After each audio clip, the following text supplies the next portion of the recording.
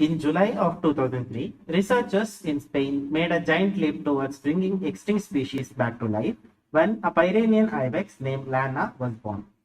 This would become the first case of something known as de-extinction. De-extinction is a process of bringing back extinct species to life. Several species of ibex live across Europe, Asia, and Africa. They have coexisted with humans for a long time. People painted ibexes on the walls of caves in southern Europe 30,000 years ago and at sites in Israel's Negev desert at least 10,000 years ago. The subspecies known as Pyrenean ibex moved into mountains of northern Iberia and southern France around 18,000 years ago near the end of last ice age, along with few other closely related subspecies. For thousands of years, Pyrenean ibex thrived. Even in the Middle Ages, historical records tell us that the Pyrenean ibex, also called bucardo, grazed the rocky and scrub-dotted mountain pastures in abundance. But their numbers dropped sharply in 1800s. By 1910, only 40 bucardos remained, sheltered in national park in northern Spain. Less than a century later, the last of their descendants died, and then the last Pyrenean ibex, that is Lana, was cloned, and then the clone died, which made this species the first animal to go extinct twice. This was not the only animal which researchers thought to bring back. There are several species in this list. That includes giants of ice ages, woolly mammoth, the seemingly stupid bird of Mauritius, the Dodo, the Tasmanian tiger or thylacine, and the northern white rhinoceros. What is de-extinction? How can we bring back a species that has already gone extinct?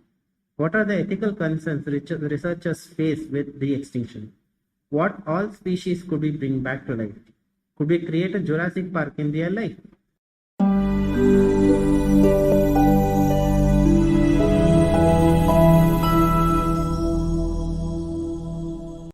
De-extinction, the process of resurrecting species that have gone extinct.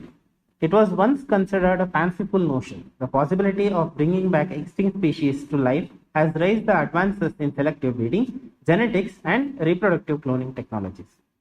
Key among the advancements was the development in the 1990s of a technique known as somatic cell nuclear transfer, or SCNT for short, which was used to produce the first mammalian clone, Dolly the sheep. That near-success attempt of Lana sparked a debate about whether species should be brought back to life from extinction, and if they are brought back, how it should be done and how the species should be managed. De-extinction is possible because of bioengineering techniques that can manipulate DNA and genomes or the genetic material in an organism. Recovered DNA, whether it is from Pleistocene or 20th century, makes de-extinction a reality. The biotechnology in the place to create mammoth proxies include backbreeding, cloning, and gene editing. Genetic engineering, specifically CRISPR, is producing a positive result in addressing de-extinction. There are several ways of bringing back an extinct species of animal that include backbreeding, cloning, genome editing, and synthetic genetics. Backbreeding uses the principle of selective breeding. For centuries, scientists have been using this process to resurrect diluted or lost animal traits. In 1920, German zoologist Heinz and Lutz Heck tried to breed a European wild ox, an ancestor of modern-day cattle. Selective breeding can increase the presence of specific traits within the population. Backbreeding has limitations as de-extinction occurs. For example, backbreeding picks out ancestral characters found in living species. This method works well when the extinct species are closely related to still living species. In addition, there is no guarantee the selected characters will occur since the current environment is likely far different from when the extinct species walked on Earth. For instance, with backbreeding cattle, to help serve the goal of natural grazing, we may get cattle that resemble the Irish, but we will never get cattle that are the Irish genetically. They will remain two separate species. Backbreeding may have the ramification of higher degree of inbreeding or gene mutation. Both may reduce the population's overall health and viability. Breakthroughs in cloning or process that produce genetically identical biological species have grown over time. In 1902, Hans Alfred Edward Berisch, a German scientist, gave life to salamander twins by dividing an embryo into two separate viable embryos. After decades of experimentation, on July 5, 1996, a lamb named Dolly was born from a female sheep, the first mammal cloned from adult animal cells. The scientists used the somatic cell nuclear transfer technique to generate an identical nuclear gene sequence to the donor of somatic cell. Cloning is feasible de-extinction approach for living species close to extinction because the resulting organism is identical.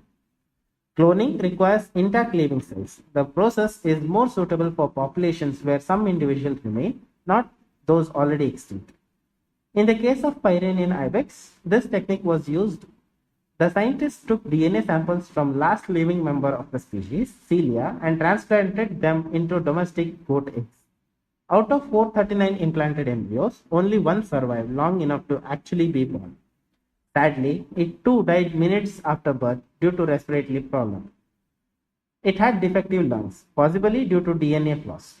However, it is highlighted the problem in the process, including the fact that since surrogate is required, it's almost impossible to bring back any species in its purest form, or creating a genetically identical species is not possible. Genetic engineering has been in development since 1970s. Genome editing, first developed in 1990s, manipulates a living organism's genetic material by deleting, replacing, or inserting a DNA sequence. Scientists use tools to make small changes to the organism's DNA. Genome editing tools delete or add small sections of DNA in the genome, the complete set of genes in an organism. DNA manipulation leads to changes in physical traits like eye color and disease risk. Synthetic genomics is similar to genome editing because both change genetic code. However, scientists usually attach long sections of DNA and introduce them to biological entities' genome. These synthesized DNA pieces can be novel genes or genes found in other organisms. Cloning, stem cell manipulation, genome reconstruction, and genome editing are powerful techniques with significant ethical ramifications when applied to de-extinction. The expense and inefficiency of somatic cell nuclear transfer, for example, has raised questions about its practicality for resurrecting extinct species. Perhaps the greatest concern, however, is the potential of these techniques as well as backbreeding to alter the course of natural history. De-extinction provides an opportunity for humans to rectify past harms inflicted on other species, as well as to expand species diversity. But many extinct species were driven out of existence as a result of habitat loss, and others lived in habits that have since been altered dramatically. In addition, in the near term, resurrected species would be considered endangered and would therefore require conservation, for which resources often are constrained or lacking. De-extinction, by providing the option to bring back species later, also could have unintended consequence of condoning extinction and could give impetus to endeavors that threaten biodiversity. Other concerns include unknowns about the fate of resurrected animals, from the health of cloned individual to whether the animal would be able to adapt to current environmental conditions and whether they would be able to produce viable offspring. The classification of species revived through backbreeding, cloning, or genetic reconstruction, all of which could involve divergence from extinct species' original genetic constituent, also remain uncertain. The potential to be leveraged as a means of advancing financial and commercial interests has led some to question the motivation of researchers and companies behind certain de-extinction projects. Nonetheless, de-extinction has helped fuel important progress in science, building particularly on knowledge in developmental biology and genetics. It also has generated interest in endangered species, with many of the tools of de-extinction also being applicable to conservation of endangered species. The reconstruction of extinct species could be used, for example, to restore genetic diversity in threatened species or subspecies. Scientists are trying to bring back many species to life. One of the best candidates that has studied well is woolly mammoth. Woolly mammoth and living elephants are characterized by major differences that allow them to live in very different conditions.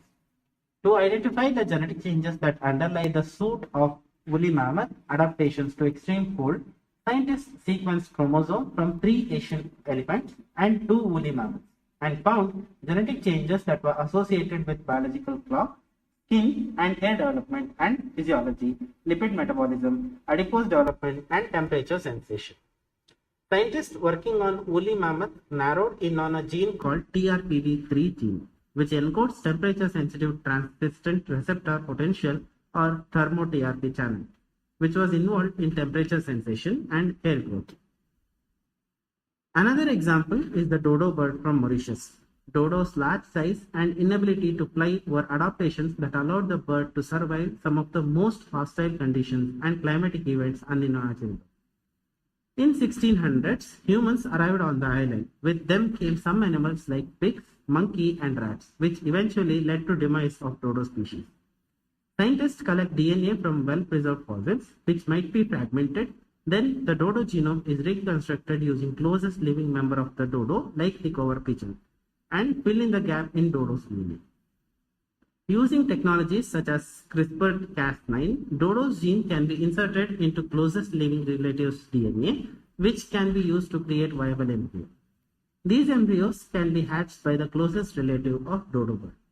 Northern white rhinos are one of the species that are at the brink of extinction. There are only 2 rhinos left, and both of them are female and infertile.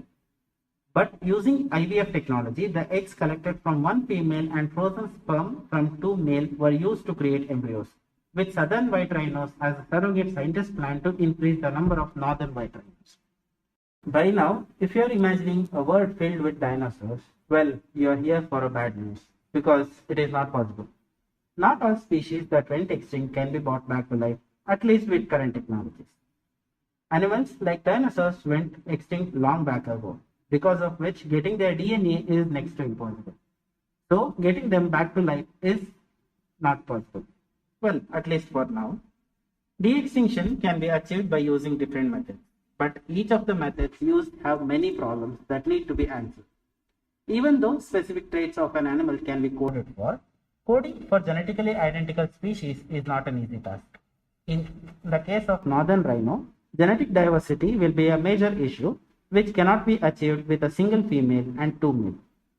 There are several issues faced for process of de-extinction, but the advancement in the field is really notable, and further advancements in the field might present the answer for current problems.